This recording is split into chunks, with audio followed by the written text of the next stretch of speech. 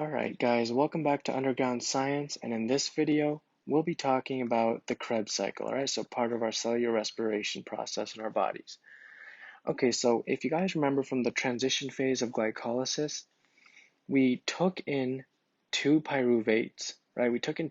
This is when we're in an aerobic state, okay? When we have oxygen. Remember, the two pyruvates traveled to the mitochondria from the cytoplasm, entered the inner mitochondrial matrix. Then those two pyruvates got eventually converted into acetyl coenzyme A, right? Two acetyl coenzyme A's, and we made two NADHs, all right? And we released two CO2s. Okay, so that was the end goal of the transition phase of glycolysis. If you haven't watched that video already, make sure to go check that video out so this video of the Krebs cycle will make more sense. All right, and I promise you guys that I would make a video of the transition phase of glycolysis, like a little more complicated video of showing the actual 3-enzyme complex that it goes through. So I'll make sure to put that video out for you guys soon, right? But let's just focus on the Krebs cycle for now, all right? So make sure to go watch the overview of transition phase of glycolysis video, all right, before watching this video.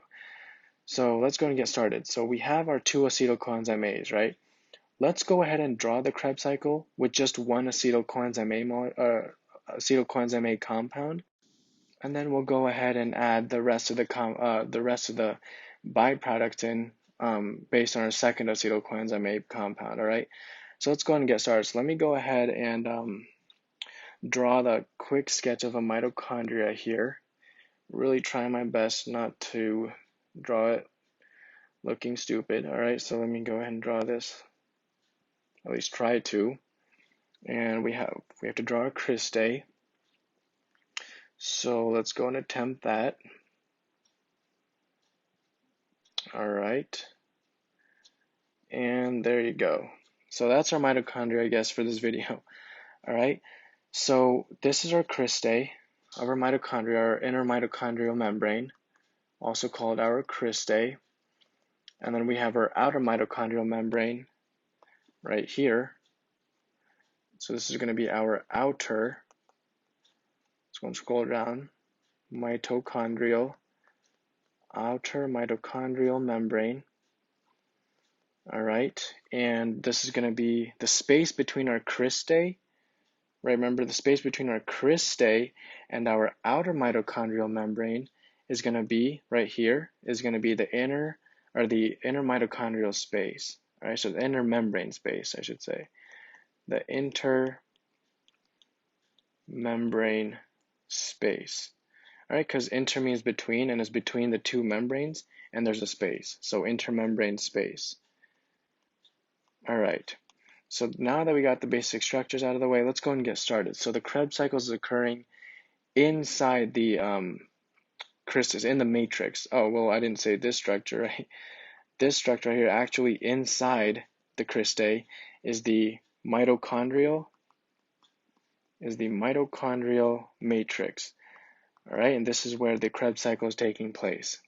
So first, we're going to have our acetyl coenzyme A coming in, right? So we drew that as a 2-carbon structure coming in right here. All right, so we're going to have an acetyl coenzyme A group coming in, and we're going to have our coenzyme A, we didn't even draw that, our coenzyme A group attached. All right, and our acetyl coenzyme A group will actually join together and with oxaloacetate, all right, a compound called oxaloacetate, and oxaloacetate is a 4-carbon compound. So we're going to draw 4 carbons here like so. All right, right here, let's draw one here too. And this 4-carbon compound is going to join with acetyl coenzyme A and make citrate. All right, so it's going to make citrate, and citrate is a 6-carbon molecule. And this makes sense because we joined a 4-carbon molecule with a 2-carbon molecule, so we should end up with a 6-carbon molecule, right? So let's go and draw a 6-carbon molecule here. And we're definitely running out of room, so we'll have to somehow continue this in another picture. So this is our citrate molecule right here. All right, in the next video, we'll cover the enzymes of the Krebs cycle. all right, or else this video is going to be too long and you guys will fall asleep. So this is oxaloacetate, and this is our acetyl coenzyme A. All right, I'm probably going to start using a different color because the red is matching with the crystay. So let's go ahead and start using green as labeling. All right, then our citrate is going to form into a compound called isocitrate. All right, so it's going to form into a compound called isocitrate. So isocitrate is also going to be a 6-carbon molecule. All right, so isocitrate right here.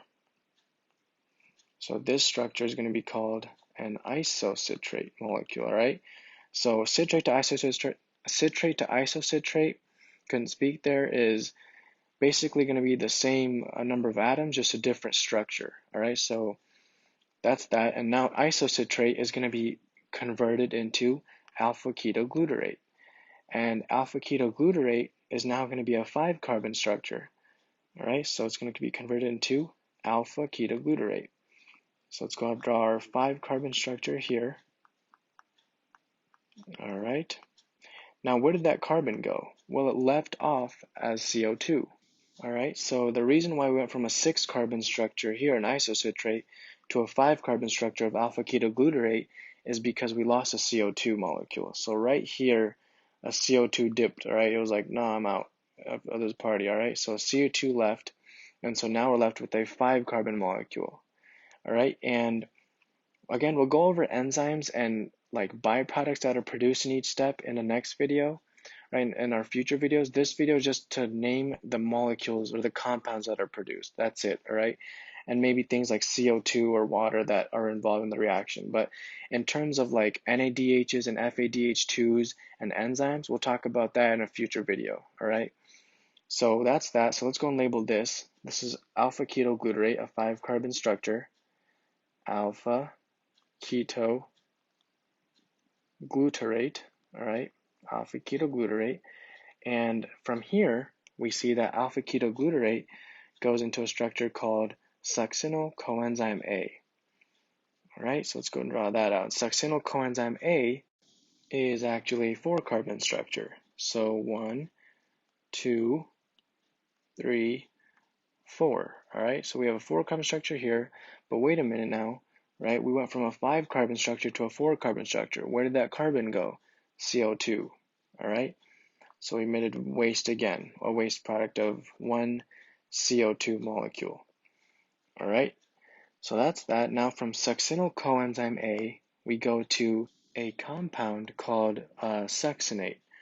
All right, so we go from here to succinate, and succinate is also a 4-carbon structure. All right, so let's go and finish drawing our succinate, and I forgot to label previous 2 structures, so this is our succinyl coenzyme A, all right, and this structure is our succinate, all right, and from succinate we go to fumarate, all right, so from succinate we go to fumarate, which is another 4-carbon molecule, 4-carbon compound, and from fumarate we go to malate, which is another 4-carbon compound, and from malate we go back to oxaloacetate, and it's a Krebs cycle, which means it keeps on going, right?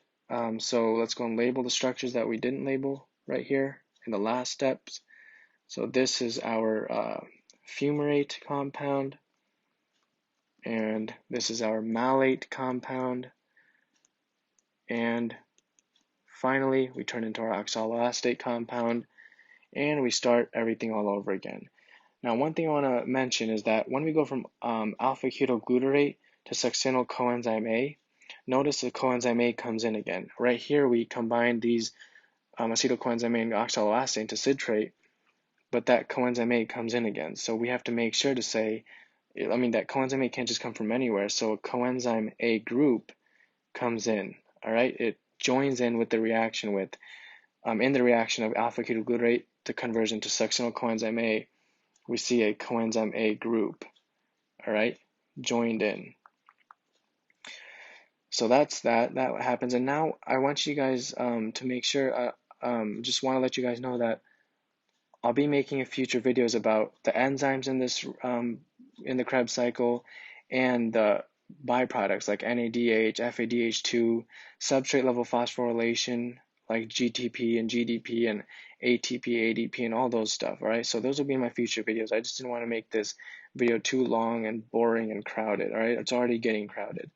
So those are the compounds produced in the Krebs cycle that happens during aerobic respiration, and it occurs in the mitochondrial matrix. All right, so this is occurring in a mitochondrial matrix, and we went over the basic structure in the beginning of the video, like the intermembrane space, the outer mitochondrial membrane, and the inner mitochondrial membrane are also called the cristae.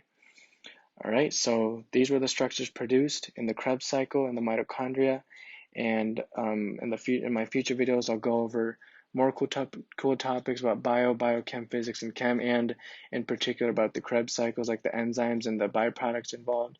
So I really hope to see you guys there in my future videos. Don't forget to like and subscribe and hit that notification bell, and make sure to stay safe, and see you guys later.